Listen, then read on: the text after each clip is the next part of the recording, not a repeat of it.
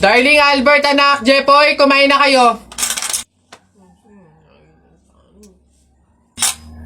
Oh, anyari sa inyo? Bakit ganyan mga itsura nyo?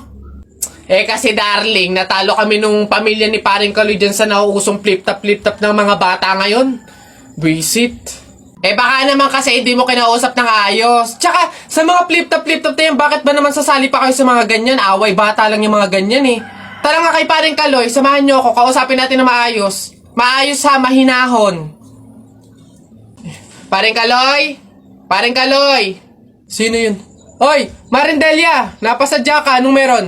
Ayun nga Paring Kaloy, yung asawa at anak ko, medyo inis nga sa inyo, gawa ng natalo nyo daw sa flip-top na yan. Oo. Wala naman problema sa akin kung talagang mayayabang kayo. Wala naman problema kung natalo nyo sila sa flip-top na yan. Pero ang sa akin lang naman away bata yung mga yan. Malalaki na tayo, wag na tayong makisali pa. No? Sige Paring Kaloy, una na kami. Salamat, sige. Dog ka ng dog! Nakita ko yung tatay mo tinutuli sa ilog na tira itlog!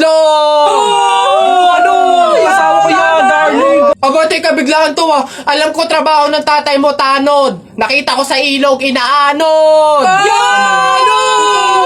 Sus, wala yan. Ako si SpongeBob, ikaw si Patrick. Nakita kita kanina tumatay sa plastic. Wala na. Sus, alam ko ulam nyo kagabi pa sis. Hindi. Huwag ka na sumaba. Talo ka na, uwi na kami. Ayoko sa Marawi. Madaming kalapati. Nakita ko nanay mo tumatay. Nakawaki. Predo ka na, Jepoy, anak. Tara na. Talo. Wala ka, bala ka sa buhay nyo. Ha? Uy, Jepoy, magkano naging pera mo nung bagong taon? Madami akong naging pera. Nung nagpanabog sa amin, dami kong napulot na barya Tapos mayroon pa 100, may 20, tsaka 50, ba't ang yabang mo? Parehas lang naman tayo. Ganyan din naman yung naging pera ko nung bagong taon. Yung sa akin nga, iipunin ko para yung pambili ako ng madaming pellet, tsaka sapatos, tsaka damit lalo sa akin. Lalagay ko pa nga sa alkansya para maipon ng maipon. Dumami pa lalo yung pera ko Pili na kayo. Scramble! Hoy, scramble! Tara, bili tayo! Tara! Isa, mudawa, ruta. Hay! Mga bata kayo, alauna na ng hapon. Magsitulog na kayo. Hala, Nay, di pa ako inaantok Oo nga, Nay, bukas na lang. Ayan. Kaya hindi kayo mga nalaki, puro kayo laro Matulog kayo doon. Sinasabi ko sa inyo kung ayaw nyo mabuntal. Babantayan ko kayo, ha? Sinasabi ko sa inyo.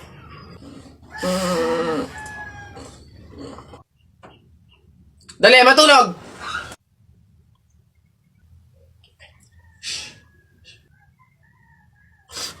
Ayun!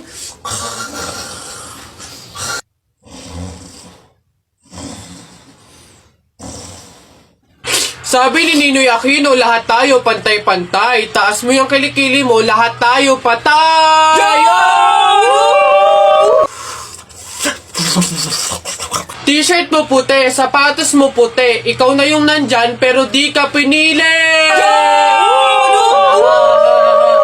Hay! Anong sinabi ko sa inyo? Uwe! Itong mga bata.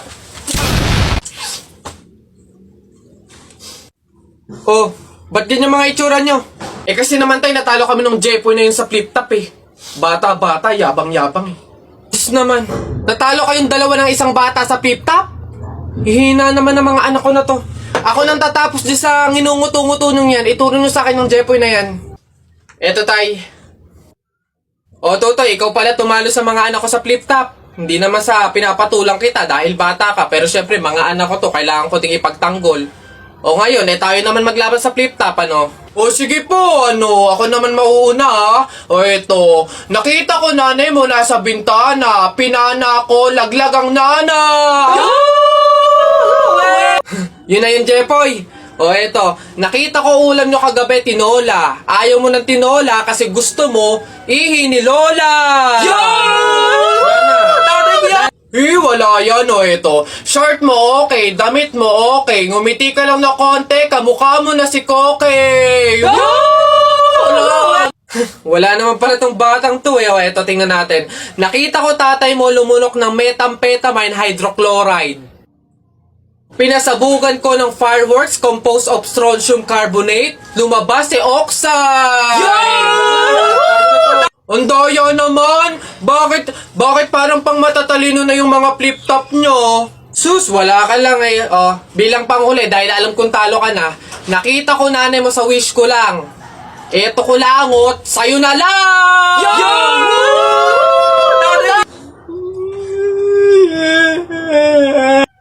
Talo! Laro ka. O, Jepoy, bakit ka umiiyak? Yung tatay ni Mark Juntay, tinalo ko sa flip top. Nasaan yan? Parintupi! Parintupi! Nasa ka? Lumabas ka! Sino ba yung maingay na yun? Aba pare, umiiyak yung anak ko dahil tinalo mo doon sa flip-top na yan. Paring Albert, hindi naman sa... Abay daw ako papayag, short mo gold, brief mo gold. Sumbong kita sa nanay mo, nanonood ka ng ball! Aba pare, ikaw nagpasimula, panindigan mo yan ha. Pangit ang nanay mo, pangit ang tatay mo, kaya ang anak mukhang kalamay. Kung gusto mo ng pangit, huwag mo kami idamay! Wala, nakita ko tatay mo nagbabasa ng science. Sinapak ko, nag-super science! O, ito pa paring Albert. Nanay mo pangit, tatay mo pangit. Ano ka, exempted? Sus! Nakita ko tatay mo, nanay mo o teka pre, wala na, utal-utal ka na, umuwi ka na lang, magpalobo ka na lang ng sipon, pero eto teka, baunin mo. Piso-pisong malupet, ikay nagpagupit sa tatay mo, malupet, kaso nga lang walang puwet!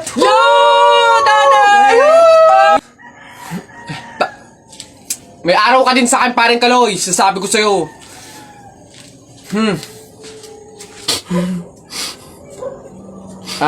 Anak, Jepoy, pasensya na, talo tayo. Hoy anak, Jepoy. Nay, bakit? Mamaya, kapag nasa burol na tayo ng lolo mo, wag kang iiyak, ha?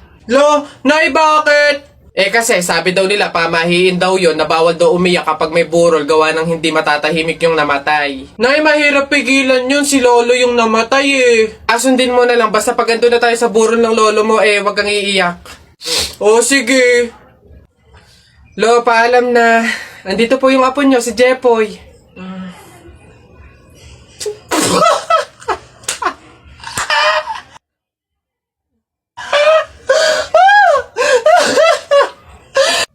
Hoy, Mark Jun, Alex, may tanong ako. Anong gagawin nyo kapag kayo na lang tao sa mundo? Dali-dali, basta sasakay ako sa mga Ferrari, sa helicopter, tsaka sa mga eroplano. Tapos okay lang kahit ibangga ako kasi wala na namang mga pulis lalo sa akin. Pupunta ako sa Star City tapos sasakyan ko lahat ng mga rides doon. Ikaw na nga lang mag-isa Sino magpipindot nun? Ayo nga. Ayun na yung sa inyo basta ako wala namang makakakita sa akin. Maguhubad ako. Ay, boss! Kanin pa nga! Dito! Diyos ko, ito na naman itong mga to. Bubulos na naman. Singkarang sisiba kumain ang tatakaw. Pang 50 at ang kanin na nila to. Diyos ko. Hello again! Ito pa yung mga kanin nyo. Ayan. Ito pa. Okay. Ay, wait lang, boss. Dito pa pala sa kasama ko, mga 5 kanin pa. Tama na naman! Ang sisiba nyo kumain ang tatakaw nyo Tirahan nyo naman yung iba, no? Baka maubusan. Parang mga hindi kayo nakain. Kanina pa kayo dito, Diyos ko po, ang litsan, walang kabusugan. Uwi! Diyos ko, dito na tumira Teka, nasan manager nyo? Ganito ba mga empleyado dito? Eto naman si San, hindi mabiro. May 3 kaban pa dun sila saing lang. Wait lang. Masyado ka naman seryoso masyado. Gusto nyo lahat ng kanin dito, iuwi nyo na. Ha? Wait lang, teka lang. Dadalhin ko dito pagkasaing, ha? Sige. Psst! Ay! Diyos ko! Sabaw na naman to, panigurado. Wala na nga sabaw, hingi pa ng hingi. Tignan natin ngayon. Hello, sir, again and again and again and again. Ito na po sabaw nyo. Yan. Sarap niyan. Salamat.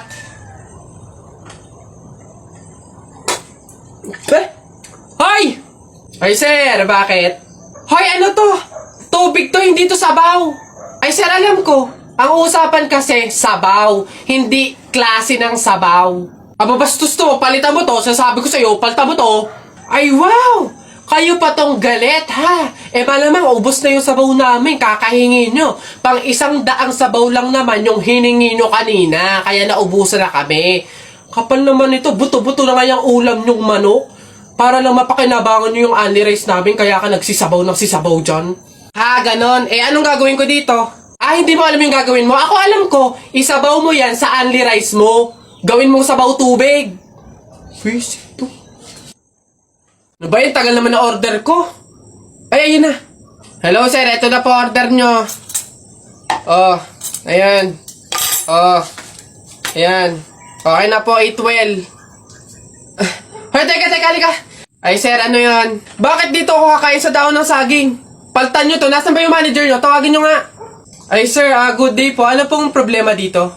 Yan kasing service crew nyo, ay dito ako papakainin sa dahon ng saging. Ay, sorry sir, mali yun na ibigay. Dahon ba yun ng saging? Mali, dito pala dapat. Yan. Sa plastic kayo kumain. Ababastos nyo ha, ano ba problema ha? Hindi ko kasi alam kung bakit dito nyo ako pinapakain sa mga to. Hindi mo alam sir? Tignan mo yon. Ha? Oh, di ba CCTV?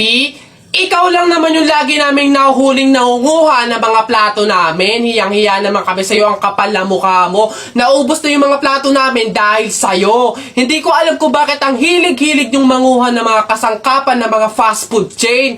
Tapos magtatanong ka pa kung bakit diyan ka namin pinapakain. Swerte mo pa nga may kakainan ka eh. Kainin mo yan.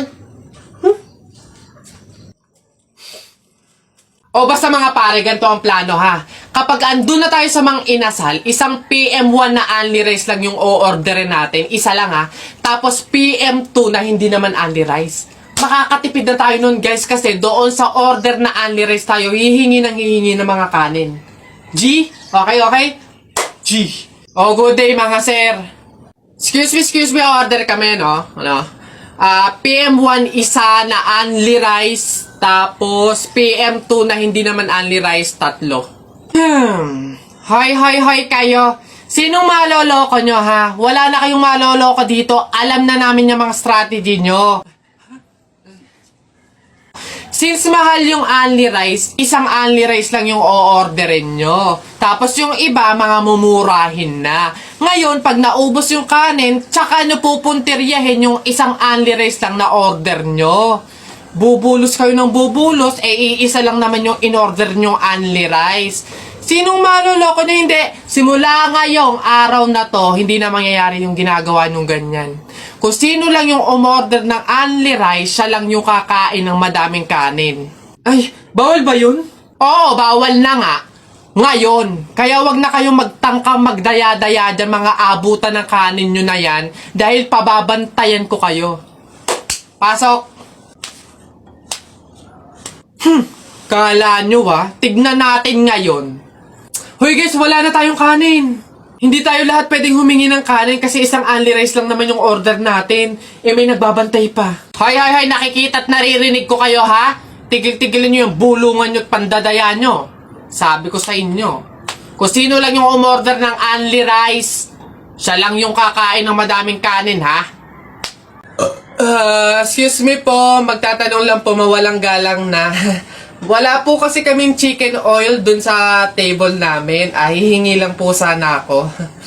Ha? Chicken oil? Bakit? Dahil buto-buto na yung manok mo. Para saan? Para yun naman yung ulamin mo ng ulamin kapag bubulos ka na ng madaming kanin. Alam ko na yung mga strategy nyong ganyan. Kapag nga naman naubos yung manok na dapat tinipid nyo, ang pupunteryahin nyo naman yung chicken oil namin. Kasi nga naman masarap yung chicken oil namin, pwede nga namang ulamin yun. Dahilan para mapakinabangan nyo yung only rice. Alam ko na yan, wala na kayong mauuto dito. Visit? Akala nyo banu-banu ako, no? Akala nyo hindi ko malalaman yung iba pang mga strategy nyo. Hindi po to chicken oil. Wala po tong lasa. Ay wow, ikaw pa tong nag-inarte. Alam mo, kulang pa nga yan eh.